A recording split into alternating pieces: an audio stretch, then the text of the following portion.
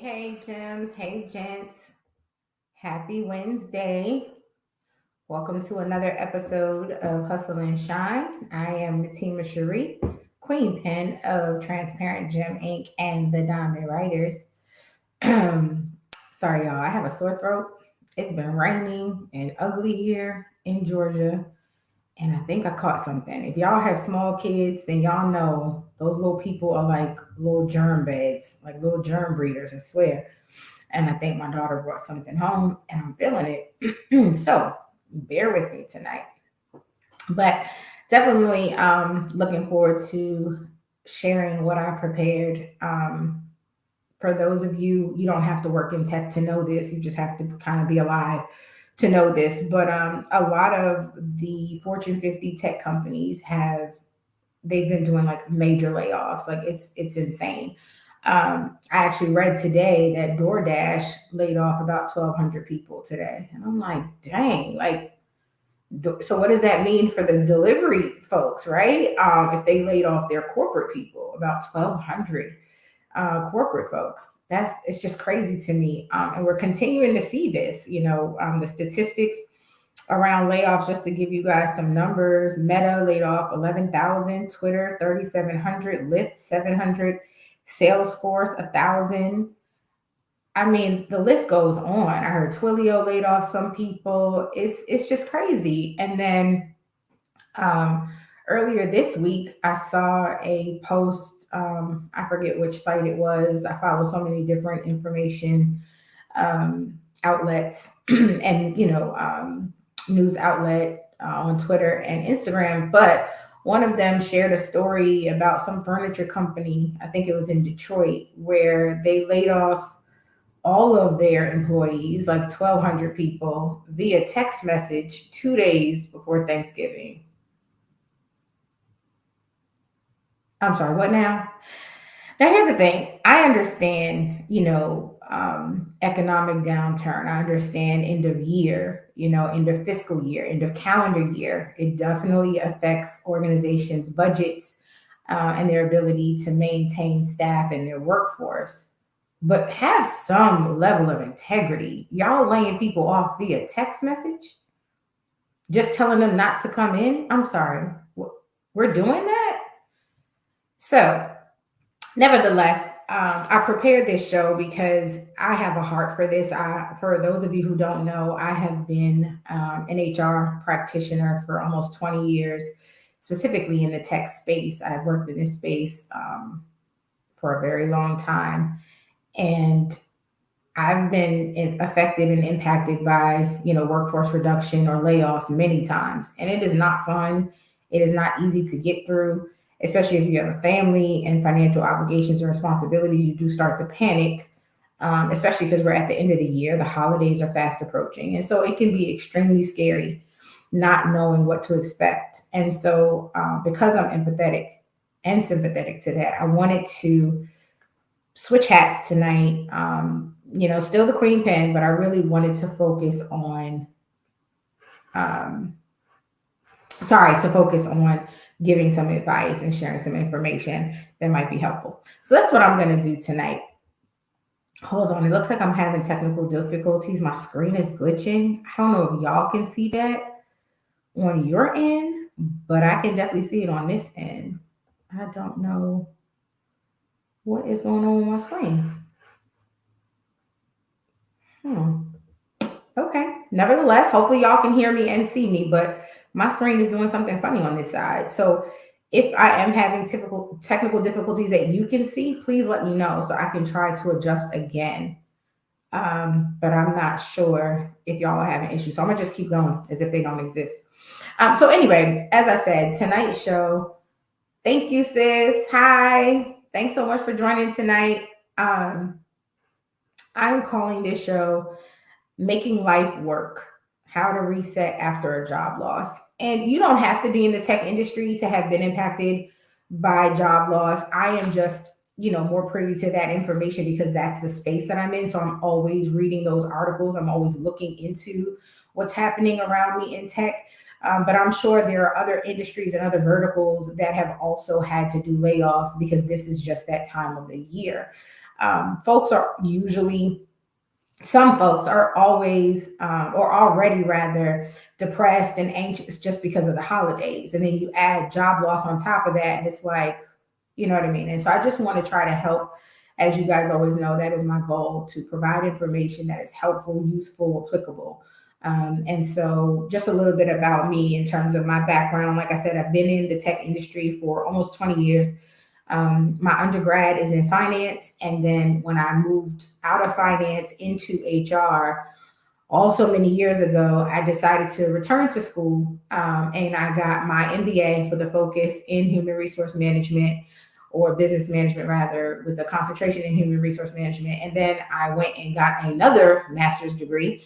I have a degree in international business, a master's of science in international business. And so pretty well versed in what I'm about to share tonight.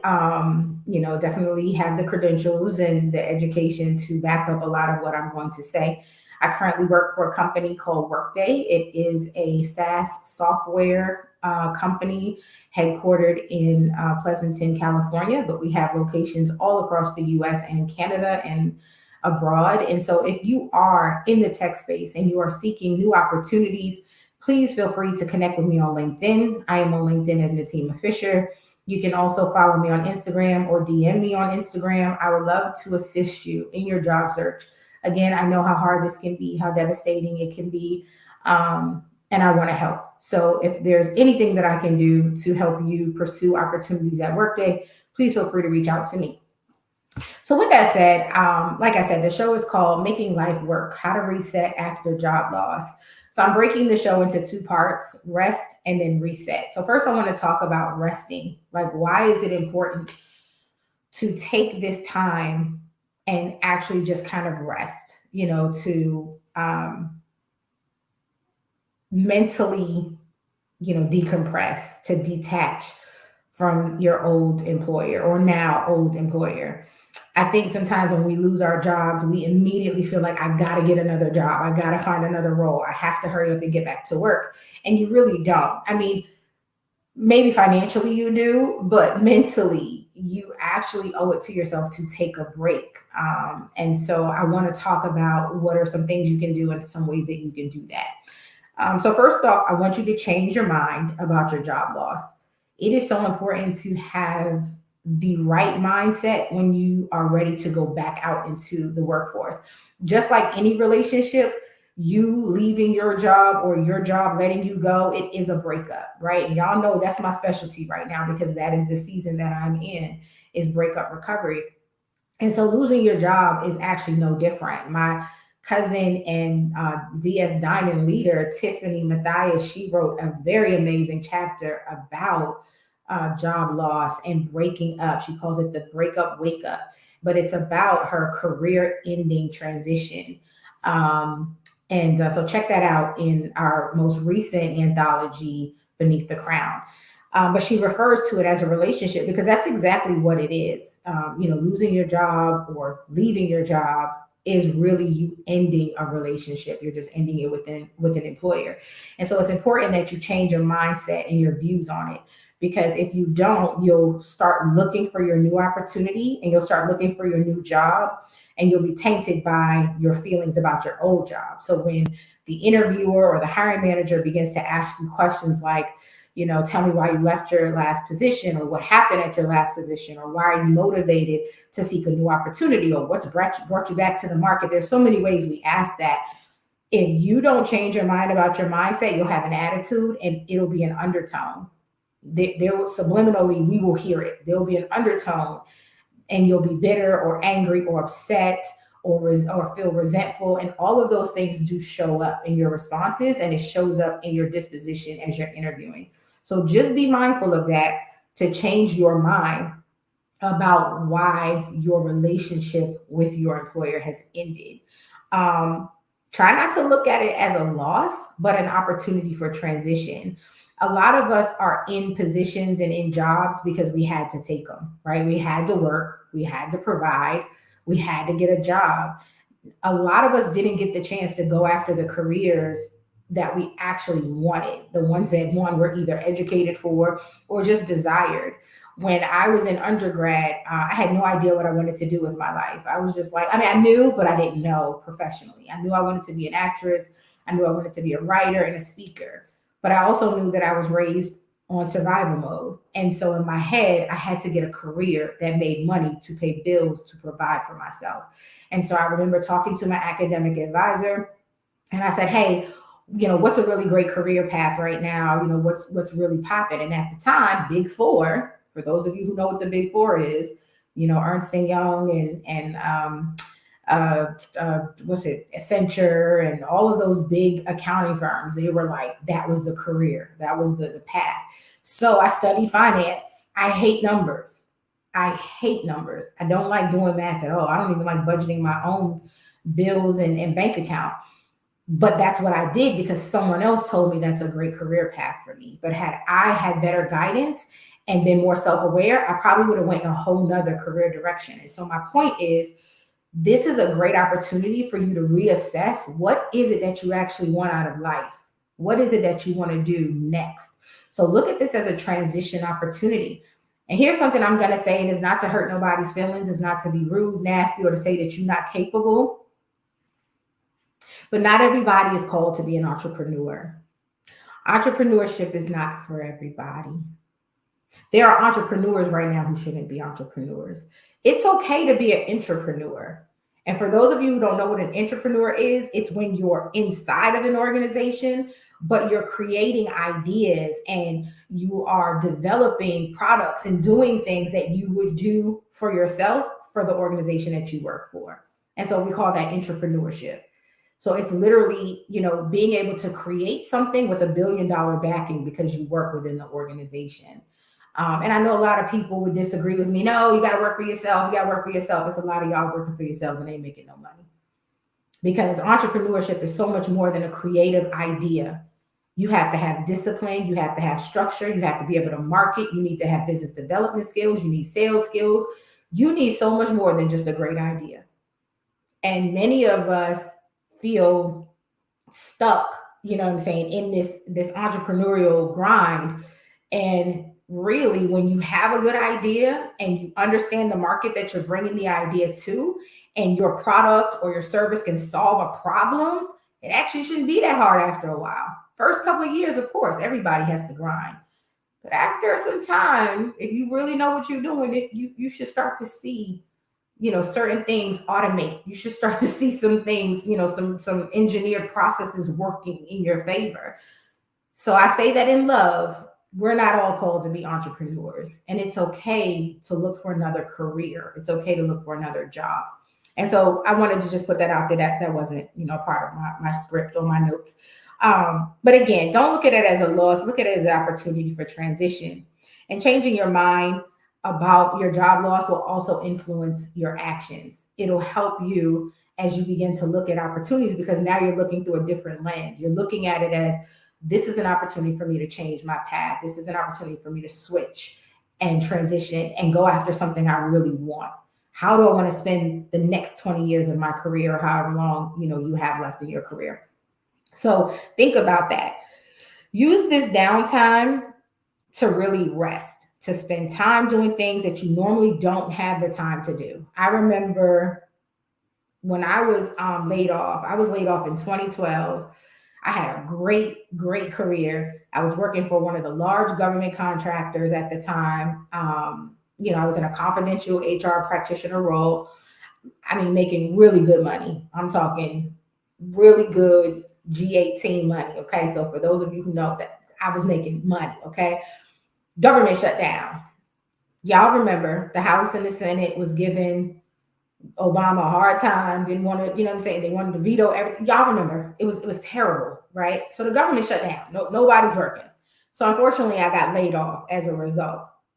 And at first, I was devastated. I was like, oh my God, I have it. My oldest daughter was only 4 years old at the time, or 5 years old. She was 4 or 5. I was like, I have bills, I had student loan debt, I have a child. I gotta work. I have to work. I can't, I can't just sit home. But I found myself enjoying time with myself and with my daughter. I was able to pick her up from school.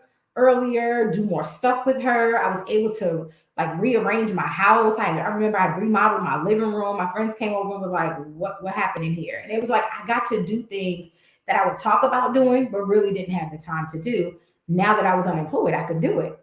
And one of the other things I want to share is changing your mind, going back really quick about changing your mind about your transition and not feeling down or not feeling weighed down by unemployment. Unfortunately, if you've ever been laid off, unemployment ain't a lot of money. I think the max at the time in 2012 was like $450 a week. I was making very comfortable six figures at that time. To go to $450, it wasn't going to work. I needed to get a job. And so I was interviewing and doing all of this stuff. And one day I remember I was in Target and I was just shopping and it said, we're hiring. And I was like, I think I'm going to apply. And so I applied for a job at Target, 3-degree holding. Well, at the time I only had 2 degrees, but dual degree holding the team. I went and worked at Target. And I was only there for like 5 weeks because during my shift one day, this woman came through. I was checking her out and I'm just talking to her and conversing because that's what you do in a customer service role at Target. And she's like, you're very pleasant. You're very well spoken though. And I was like, oh, thank you. And she's like, you don't belong here. And I was like, well, I was laid off. I was telling her my story, laid off from the government. And she's like, are you looking to return to HR? I said, I am.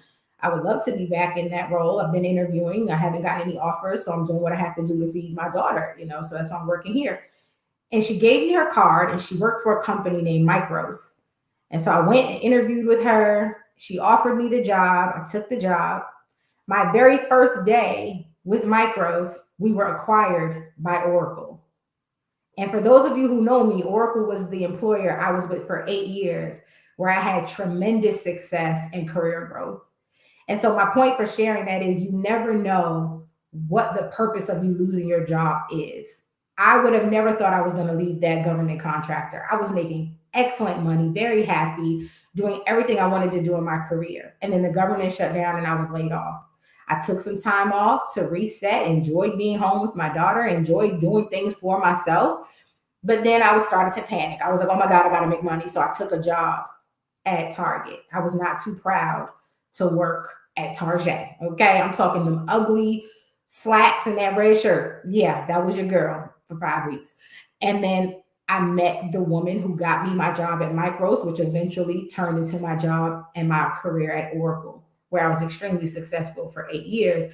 And I just left Oracle last year to join Workday, which is like their number one competitor. But anyway, that's neither here nor there. So my point is, use this as a time to transition. Look forward to something as you're unemployed. Don't look at it as a negative thing. Enjoy the downtime.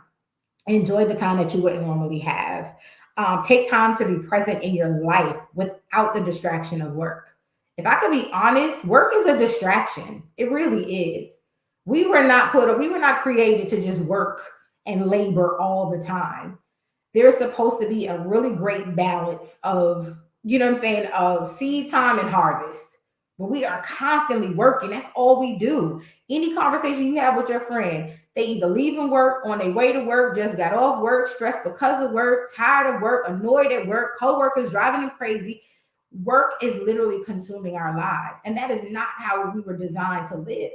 And so try to enjoy this time without the distraction of work. You ain't got to think about no Zoom meetings, no calls, no reports, nothing. And again, I don't know what you do. I'm just speaking from my perspective. If I was unemployed, that's what I would be able to take a break from. So focus on what you can control and create a plan to move forward. Like, what do you want to do now? Do you want to go back to school? Do you want to learn a new skill? Do you want to transition into a career that you really wanted your whole life versus accepting the role that you had? What is it that you want to do now? This is the time to do it. Sometimes, God will upset the things around us to cause us to make a move. I'm pretty sure, I can't speak for everybody, but I'm pretty sure there was somebody that God has been telling them to leave that job for a long time. And this layoff was his way of getting involved. And I had to learn that the hard way. When you have greater calling and greater purpose on your life and God is saying move, This is not for you. You're not going to flourish here. You're not going to thrive here. You're going to be stagnant here. This is a comfort zone. And you stay, and your purpose is way too important, or you've said yes in other ways to God, but your job is the one that you ain't moving on, he will upset the things around you and force you out. Because I have lived that. I have experienced that. So I'm speaking from experience. So take this as an opportunity to say, okay, what am I supposed to be doing now? What am I supposed to do next? So again, changing your mind about it and controlling what you can. The other thing I don't want you to do is blame yourself. A lot of folks that I've talked to this week who were laid off from whatever company they were with, the first thing they did was it my performance? Was it my lack of credentials? Was it my skills? Things like, don't blame yourself. A lot of these organizations know in advance that they're going to do layoffs. If they operate over budget too much during the year, at the end of the year, they have to make cuts because it has to balance, right? So if you understand how corporate America works, we run on quarters. Every quarter, if your leader, your CFO is reporting that you're over budget every quarter, you're going to have to cut folks off. You're going to have to reduce your workforce and cut that overhead to be able to balance at the end of the year. And then this is what happens. The new fiscal year starts. They get their budgets replenished, and then they start hiring everybody. So understand that this has nothing to do with you. Don't blame yourself. This is just how this economy-driven society works, okay? Economic-driven society works. So that's all I wanted to share about rest, is make sure that you're changing your mind about your unemployment, that you're, looking at it as an opportunity to transition and to change and to do something that you really want to do. The next thing I want to talk about is how to reset. Now, this is where I'm going to put on my HR hat, okay? If it could fit over my blunt, I'm going to put on my HR hat. I am literally going to share some things that will help you as you return to the workforce to look for new opportunities, okay? First thing I always encourage, when I used to do career coaching many years ago, I don't do it no more. I don't care to do it no more.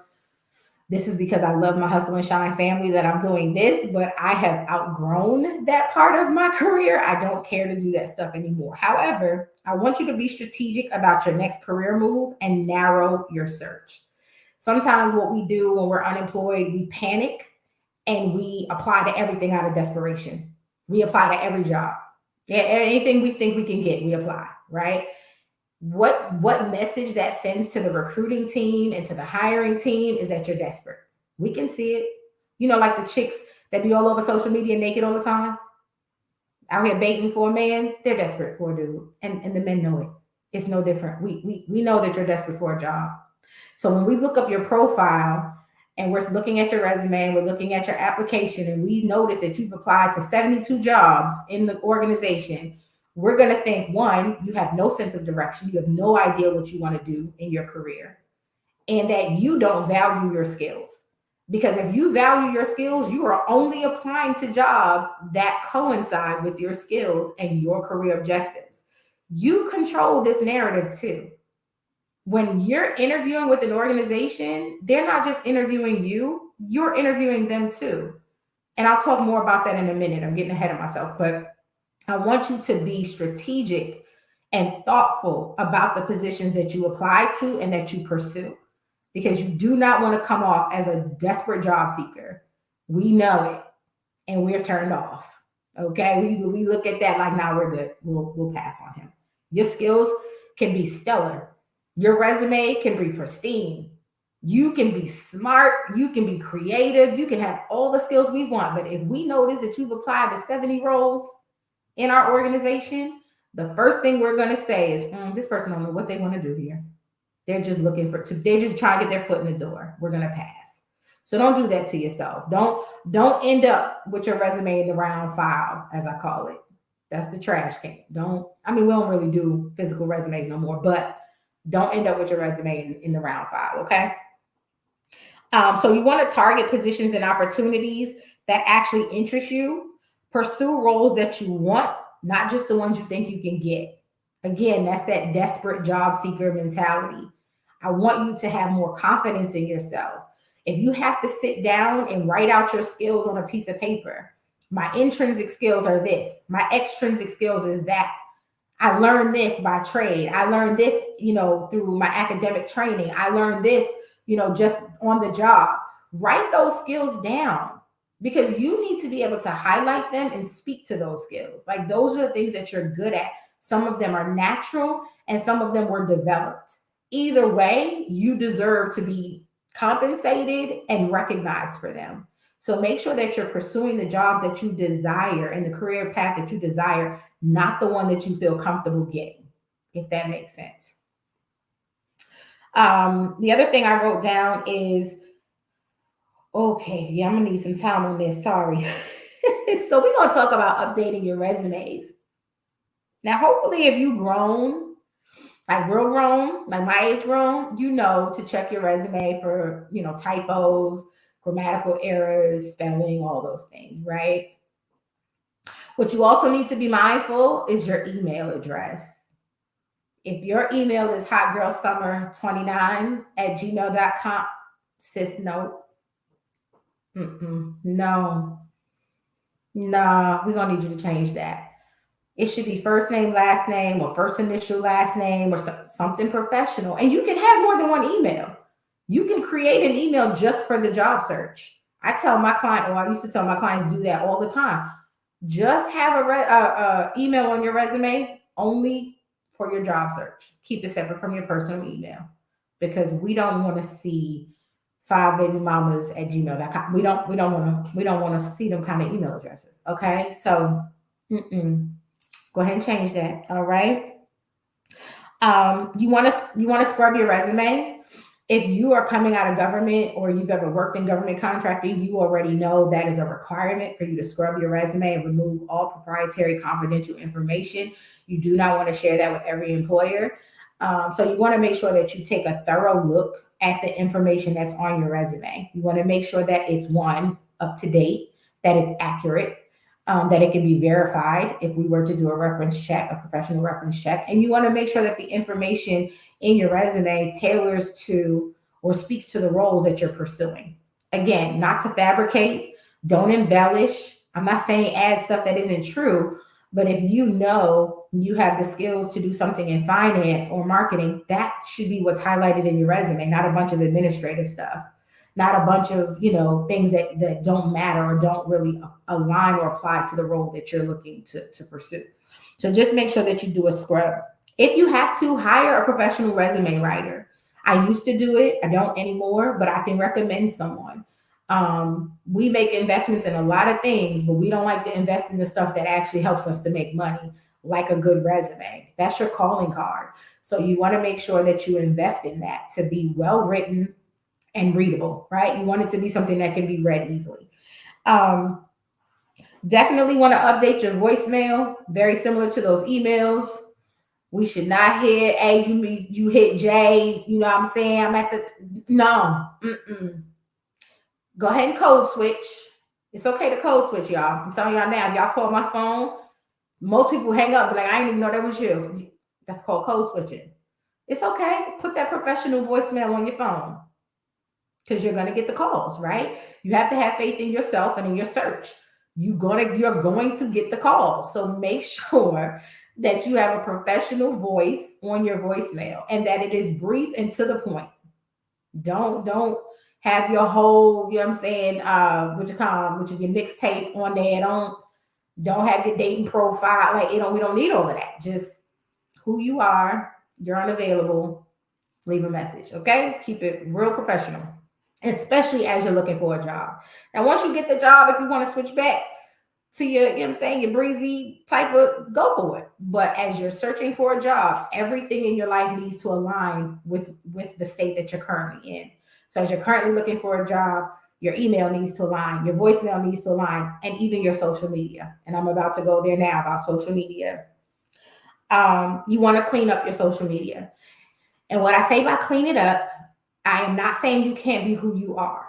I'm not saying you have to fake or you have to hide anything personal, because when it comes to organizations looking at candidates and looking at potential employees, we want to know that you're socially conscious and that you're, aware of what's going on around you. We just don't want you to be offensive or disrespectful. We don't want you getting involved in debates or, trolling and stuff like that. And sorry to tell you this, I'm probably, telling too much, but we do look at your social media, not just your LinkedIn. We're looking at your Twitter. We're looking at your Instagram, especially if it's public. I have hiring managers do it all the time. Oh, I saw this person's profile and they feel strongly about this. That concerns me. Now, of course, we cannot reject a candidate based on that, but I am letting you know that they're looking. Okay, don't tell them I told you, but they are looking. And so you want to just make sure that it's clean and presentable and respectful, right? You don't want to have, females' asses on your social media or, the bottle chick on you. Just not right now while you're looking for a job. Now, again, you can repost it because the good thing about social media, you can archive a lot of that and then bring it back when you're ready, right? Or it'll pop back up in your memories, whatever. But just for now, as you're searching for a job, go ahead and hide some of that off your timeline. All of those options are available because Meta knows. Meta knew, like, yeah, people want to be looking for jobs. Let's help them hide this stuff during their job search. So clean up your social media. You want to update your LinkedIn profile. For those of you who may not be familiar with LinkedIn, you need to get one. If you're a professional, LinkedIn is the professional Facebook. It's pretty much what it is. It literally, it favors Facebook actually in terms of the feed and the reactions and the post and all of that stuff and friend requests. And all. It's very, very comparable and similar to Facebook, but it is a professional setting, right? You can't shoot your shot on LinkedIn. You shouldn't be trying to date or holler on it. No, it is about networking. It is a professional networking platform. So make sure that if you currently have a LinkedIn, that you update it to reflect, when you left your most recent role and what you're looking for. Go ahead and put what you're looking for in your heading. Put those in those title spaces, currently on the market, seeking this type of job and this type of culture. Make sure that you're, putting those things out there. And you'll draw that toward you as well. So make sure that you're updating your LinkedIn profile. Leverage your network. Y'all know I'm really big on networking. Professionally and personally, I think it's important. I love the cliche or the saying that your network determines your net worth or something like that. I think that's how I say it. Y'all tell me in the comments if I'm wrong. But definitely leverage your network and grow your network. While you're off, because that's how I look at it. Unemployment is me just being off, right? While you're on PTO, on personal time off, during this transition time, get out to these happy hours, get out to these networking events. A lot of organizations are still hosting them. Actually, Workday, shout out to my employer. We're hosting a diversity mixer on Monday, the 12th here in Atlanta at our Workday office. And it's for folks that are interested in tech sales. So there are companies hosting events like that to draw you out. So make sure that you're leveraging your network, you're growing your network, because through your network comes referrals and recommendations. And you need both to get a great job, okay? I'm sorry, y'all. Told y'all I don't feel good. I got a lot of notes here. The next thing I want you to do while you're resetting your career, as I mentioned earlier, you want to narrow your search and be very targeted and strategic about the companies you're pursuing. You want to make sure that you're researching the potential employer. Look at the company before you start to apply to their jobs. Don't just study the job description, but study the company. What, is the company big on diversity? What's their culture? What's their market impact? Is it a sustainable organization or is it a startup that's running off of funding, because funding does run out? So you don't want to join them in January and then you're laid off in April because they ran out of funding, right? So you want to do your research and know where the company is, as an organization. Like I mentioned, what's their DE&I strategy? DE&I stands for diversity, equity, and inclusion for those who don't know. Do they have ERGs? ERGs are employee resource groups. That pretty much means that they build small communities within the organization based on affinity. So they usually will have a ERG for African Americans or BIPOC. They'll have one for veterans. They'll have one for LGBTQIA plus community. So make sure that you're applying for organizations that actually have a people first culture. They're concerned about you as the employer, not just the employee, not just them as the employer. You also want to check out what is their corporate social responsibility.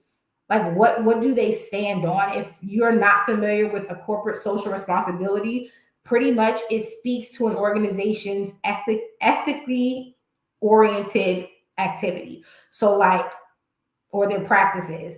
Are they philanthropists? Are they activists? Do they do charities? Do they contribute to the community that they live and work? Right?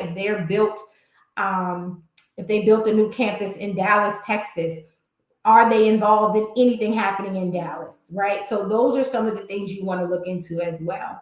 You want that; those things should matter to you. How supportive and how engaged is your organization? Right? Um, Another thing, you want to research their comp structure for the position that you're applying to. There's been a lot of laws put in place to protect job seekers. One in particular I want to share with you is called the Pay Transparency Law, and it requires employers to share their salary details with applicants. No longer are they able to hide what they're willing to pay for a particular role. You have the right to ask, what is the salary or the compensation for this position? Now, they'll offer it in either a range so that they don't commit themselves to a particular dollar figure, or they may very well just give you that dollar amount. Like, here's what we're willing to pay for this role. But you have the right to ask. And one of the things I want to say, pay transparency is not the same. The pay transparency law, I'm sorry, is not the same as the what's the other one? Is escaping my mind. Oh, I should have wrote it down. Oh, equal pay. So there's the Pay Transparency Act, which I said they have to tell you how much they're willing to pay for that particular role that you're interested in. But equal pay, that's a completely different act. And that pretty much says that they cannot ask you about your salary history. Long gone are the days that employers can say, hey, how much did you make at your last employer in your last role? No, they're not allowed to ask. Now, I will also share, this has not been implemented in all 50 states yet, but it's in a lot of them. So just do research as you're looking for your job. As I said, being strategic, as you're looking into these roles, look and see what laws are in place in your state. I know they're here in Georgia. The Pay Transparency Act as well as the Equal Pay Act. Both of them are instituted here. So if you're in Georgia like me, employers cannot ask you about previous comp history. Sorry, they cannot ask you about previous salary, and they have to disclose what they're offering for the role of interest. Okay.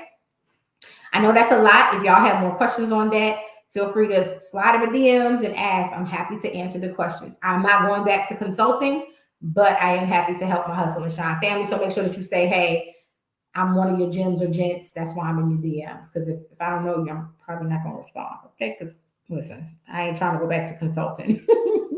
So anyway, again, keep that in mind as you're exploring these opportunities. Make sure that you're asking about compensation. You want to study the job posting, right? You want to study the job description. You want to do that so, one, you can personalize your outreach. Do we still like cover letters? Not really. I never read them. I'll just be honest. I don't read the cover letters. I read the resume. But if you send me a LinkedIn message and you say, hey, Natima, I'm interested in joining Workday, and I noticed that you support the Southeast for the sales organization, and I'd love to talk with you about diversity opportunities. That's how you can personalize your outreach, because that lets me know that, one, you checked into me and you see the type of roles that I'm supporting, right? So you want to study the position for those reasons. Not only that, studying the job posting and knowing the role that you're applying to, it really does help you prepare for the interview. You can, not only tailor your responses to what you read in the job profile and the job description, but you're also able to write questions to be prepared. And so I'm going to talk about that in a second as well. So now that you started applying to jobs, I want to talk a little bit about how to prepare for the interview, right? You're applying to these roles, you're getting to know these companies, you've done your research. Please do your research. I cannot stress that enough. Do your research, especially about DE&I. Majority of my gems and gents, we fall under BIPOC, right? We are part of Black, Indigenous people of color. That's the diversity pillar we fall under, right? Make sure that the organizations you're applying to, their DE&I strategies are business imperatives and not compliance checkbox. Okay, because you'll be able to tell the difference. Companies who are truly invested in a diverse culture and an inclusive environment, it's going to be evident, not just in their publications on their media pages or on their website, but even in their hiring practices. And so make sure that you're working for an organization or you're pursuing an organization that takes you as a BIPOC candidate very seriously. That is some free advice. I promise you, you will not go wrong. And Workday is one of those organizations. But anyway, as you begin to interview, make sure that you are preparing for the interview by one, checking out your interviewers on LinkedIn. Normally, if you are set up to be scheduled for an interview, you have the right to ask, who am I interviewing with? And what are the competencies they are going to cover in my interview? Every single interviewer is required to interview based on a set of competencies.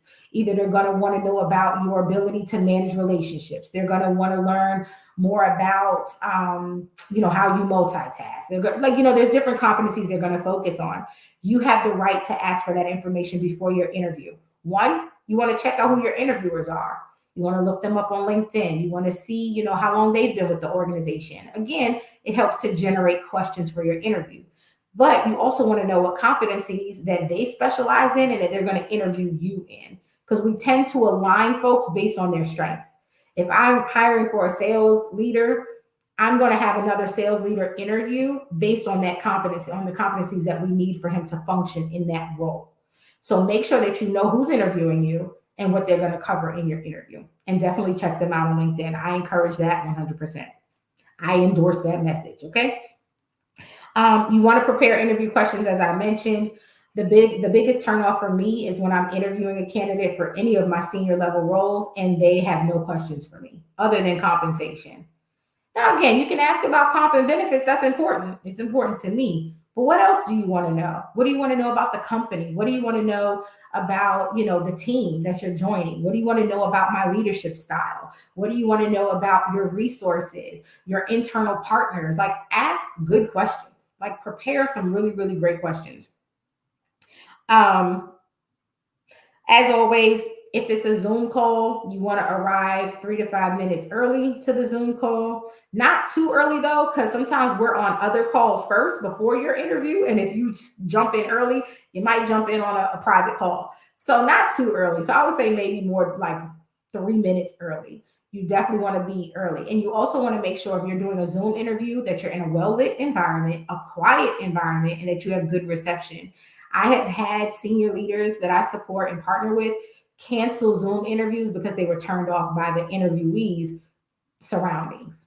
We interviewed someone, he had a whole Bacardi bottle on the counter. And look, I ain't mad at him, okay? Look, it's Christmas. It's the Christmas season. Bruh might have been making some coquito. I don't know. He was about to turn up. But legit, my manager was like, no, I'm good. I'm going to pass. So make sure that you're in a professional environment for your interview, that is quiet and that you have good reception. And then, of course, if it's in person, y'all know, dress professionally. I know, I'm sure I'm going to tell you all that stuff, but, dress professionally, show up 7 to 10 minutes early. And then the last thing is you want to send thank yous. It is so important to do follow-up. I have talked to so many candidates who really missed out on stellar opportunities to grow their career, at an executive level simply because they did not do any sort of follow-up.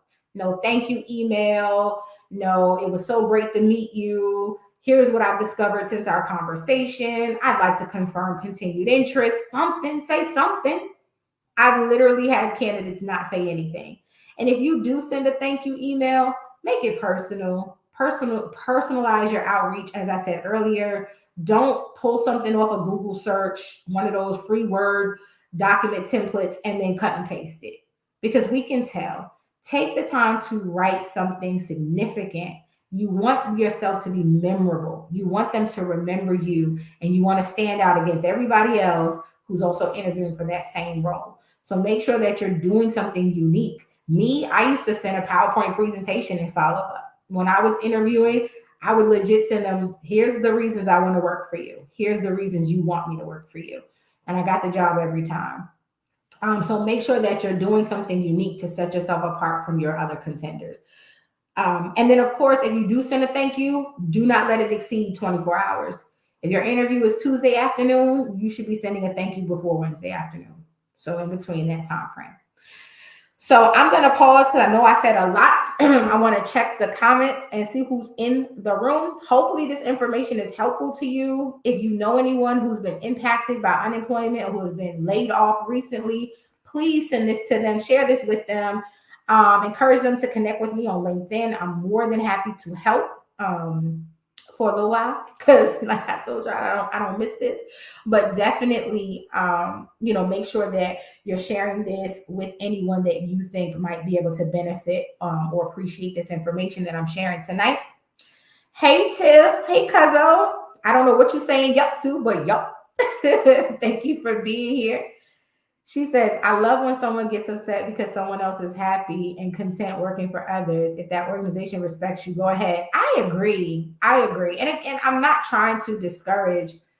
Let me just say that one more time, because I know, people, we super sensitive, right? First of all, we think everything we read or hear is directly talking to us, right? We forget there's billions of other people on the earth. We just assume everything being said on social media is about me and my personal experiences.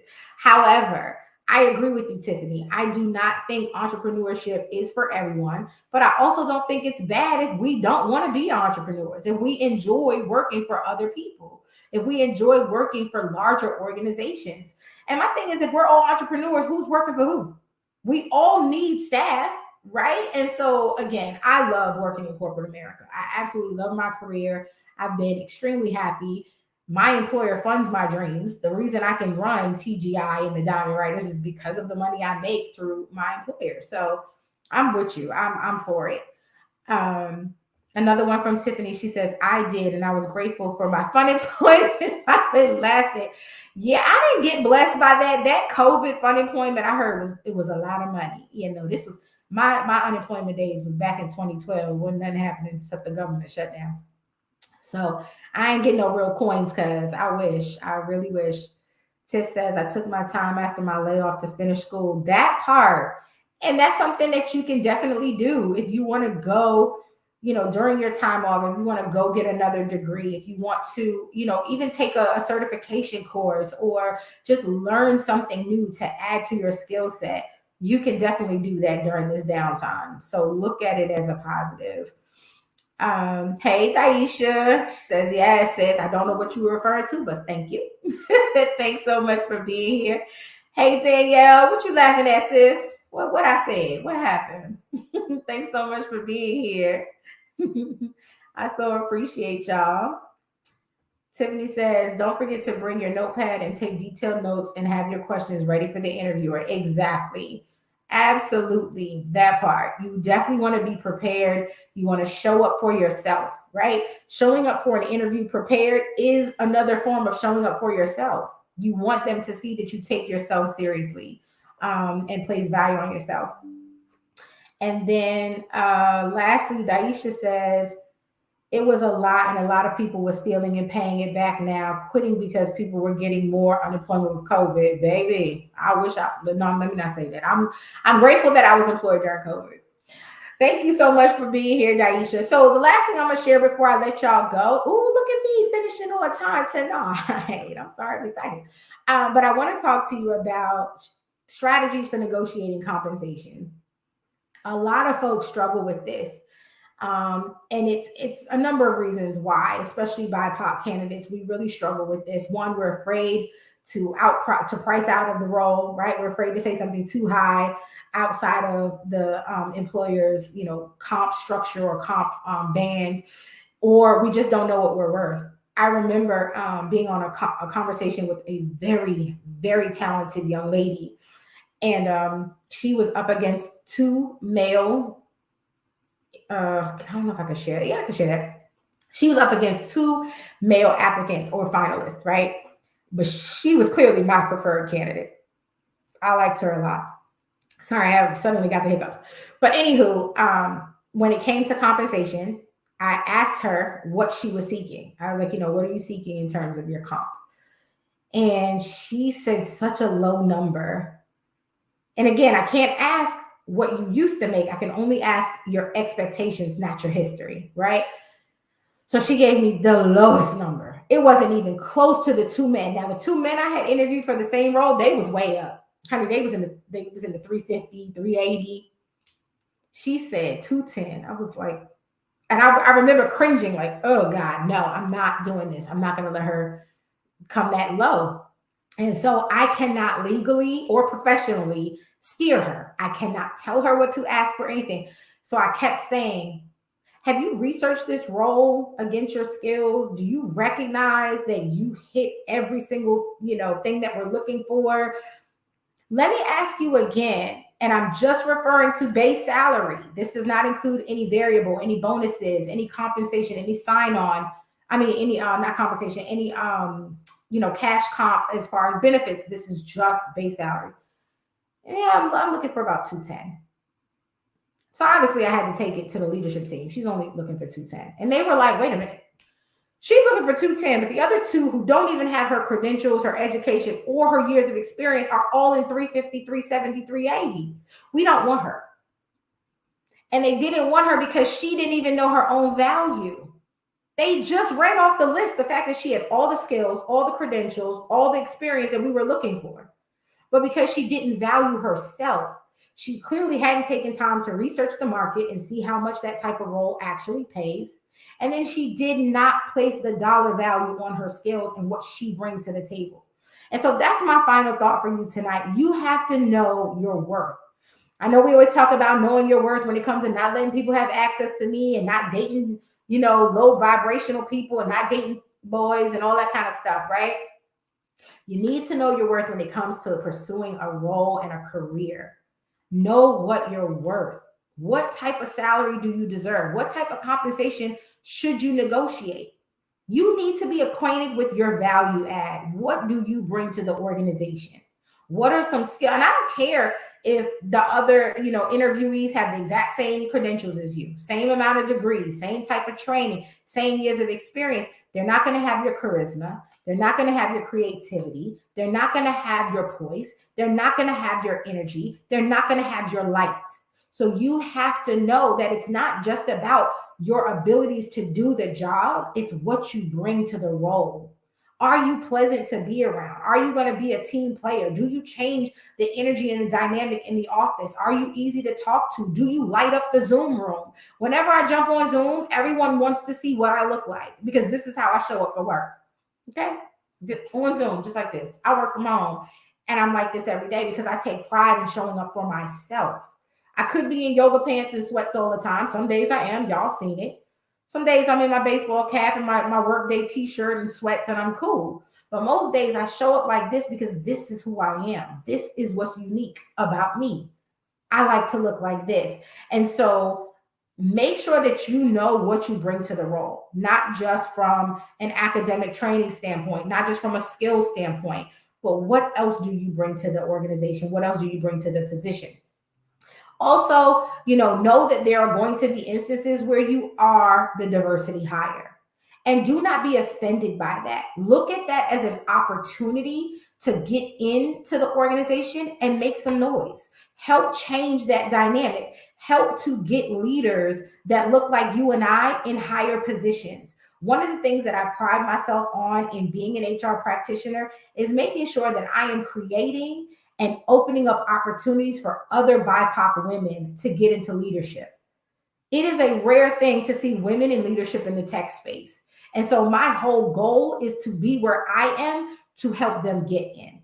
So if that's you, don't be offended. It could be as obvious as day. I am a diversity hire. That's why they needed me. Okay, no problem. Now take that opportunity and create opportunity. That is your job. That is your responsibility to help somebody else. Okay. So sorry, I went off track. We're getting back to the compensation. First thing you want to do negotiating comp is know what the role is worth. Know what the role is paying. I just told you guys, pay transparency law says you have the right to ask. So make sure that you're asking. Many of us are putting it on the job profile with the posting on LinkedIn, on Indeed, wherever you find the job, but also revisit that in the conversation. I noticed on your posting, the role pays this much. Is that accurate? They're not going to be offended if you ask, okay?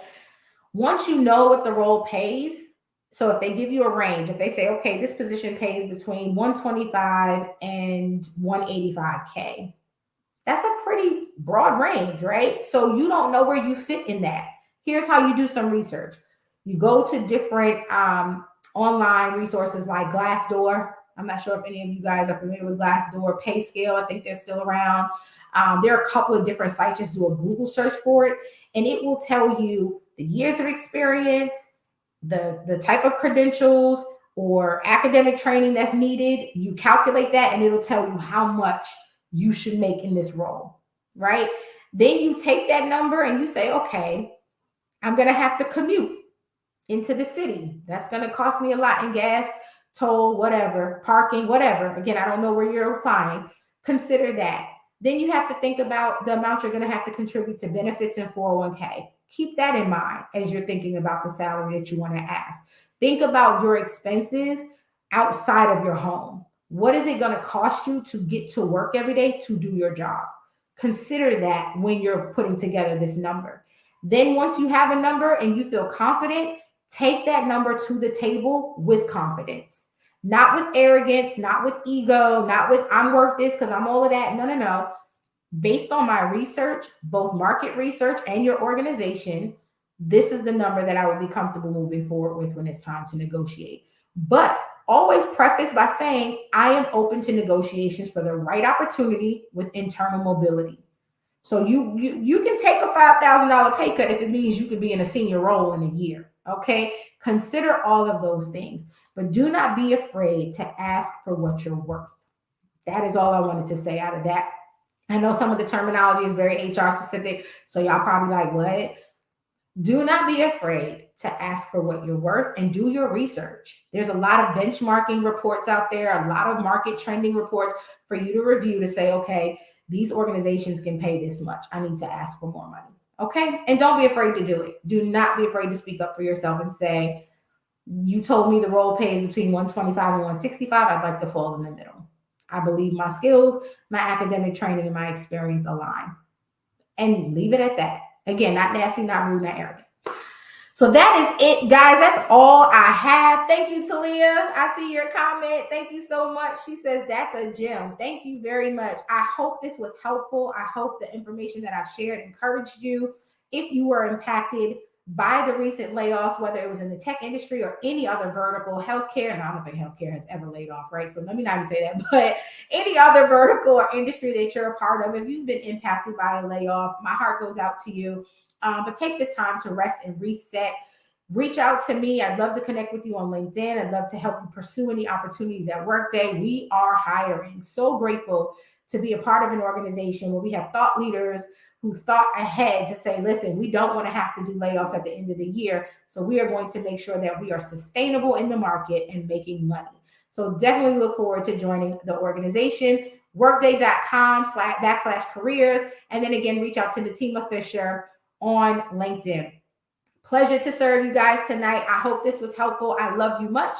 And as always, continue to hustle and shine. Mwah! Good night.